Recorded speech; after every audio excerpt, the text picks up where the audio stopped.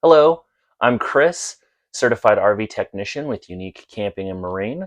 We're going to be replacing the gasket, which creates a watertight seal on our toilet in the RV here, in between where the bowl is and where the ball valve is. So the reason why we need to do this is because over time it has slowly started leaking and water is dripping out of the toilet bowl, which is not ideal for the recommended camping situations.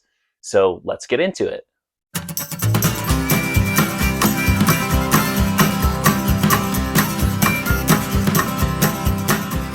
So to get started here, we're over at the control panel, and I'm going to start by turning off the water pump and also making sure that the water is disconnected from the RV in order to make sure that you don't have any water flowing in while we're replacing the gasket.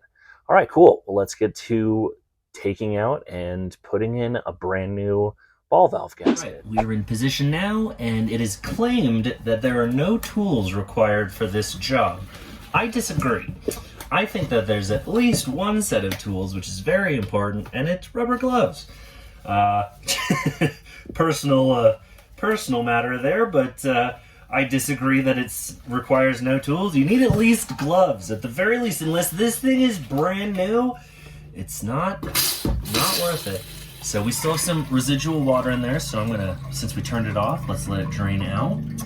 And they say that you can just kind of pop that thing off of there and pull upwards to remove from the toilet. So let's give it a try. I'm actually pulling down and out, and it seems to be doing much better. A little gnarly, but that makes sense.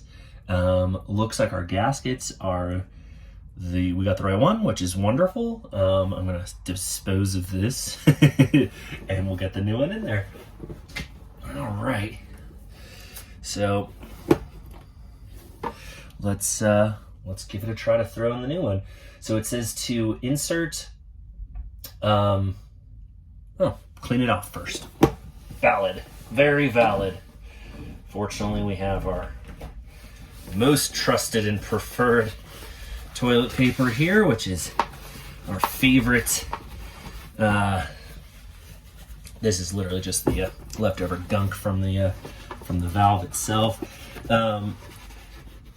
We got our favorite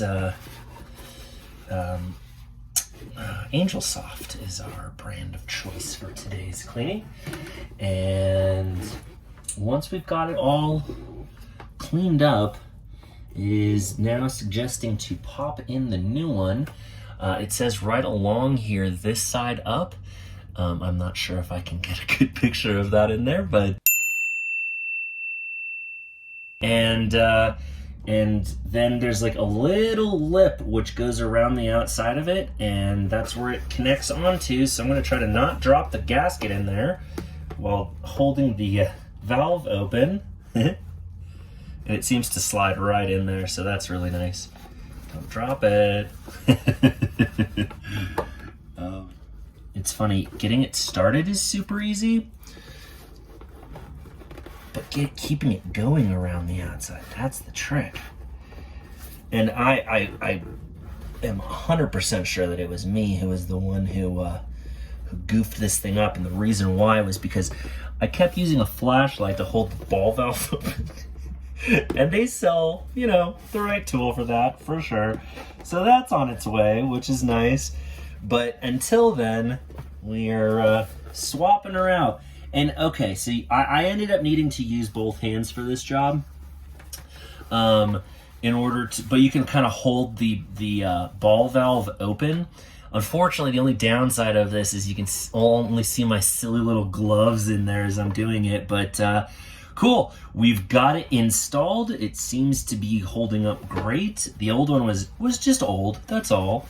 And I'm the one who beat it up even more by propping it open with a flashlight. That's not recommended. But cool, let's pour some water in it and see if it holds water. I'm excited. Thanks, guys. All right, pump is on. It's primed. Let's fill some water in there.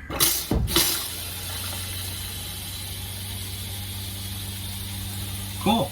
Seems to be filling up great.